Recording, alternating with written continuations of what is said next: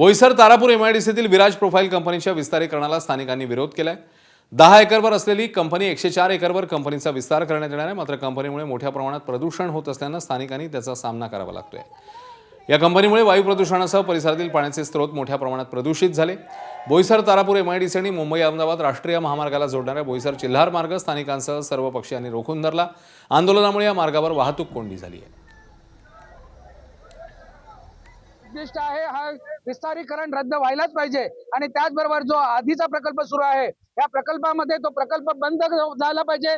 बंद होत नसेल त्याच्यामध्ये पूर्ण प्रदूषणाचे नॉर्म्स जे आहेत, प्रदूषण मुक्तीचे नॉर्म्स जे आहेत, ईटीबीचा प्लांट असू दे किंवा आणखी काही असू दे, जे आमच्याकडे जे दूषित झालेलं पाणी जे गावामध्ये सोडलं जातं हे बंद व्हायला पाहिजे। हा विराज उद्योग समाजाच्या माध्यमातून जे बेकायदेशीर बेसुमार जे प्रदूषण गेल्या अनेक दशकांपासून इकडे होतंय त्याचा त्रास या संबंध भागातील जनता भोगते आणि ज्या आधारावर त्यांनी एमओयू केलाय, हा एमओयू काय केला, रोजगार देऊ। तुम्ही जर माहिती घेतलीत, मी आदरणीय सीएम साहेबांना आणि आदरणीय डीसीएम साहेबांना दोन्ही विनंती करतो की त्यांनी ह्या उद्योगाची माहिती घ्यावी। त्यामुळे आपण या विराजची जनसुनावणी रद्द व्हावी, ताबडतोब शासन रद्द करावी आमची मागणी आहे।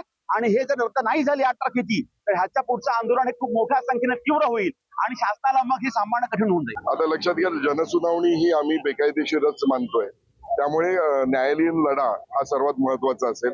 पण न्यायालयीन लढाईबरोबर आमचा रस्त्यावरचा लढा, आज आम्ही तुम्हाला फक्त एक झलक झाली की याच्यामध्ये लढा किती तीव्रपणे होऊ शकतो। आणि लक्षात घ्या, तुम्ही जर आजूबाजूला बघितलं तर अत्यंत निसर्गरम्य असं ठिकाण आहे।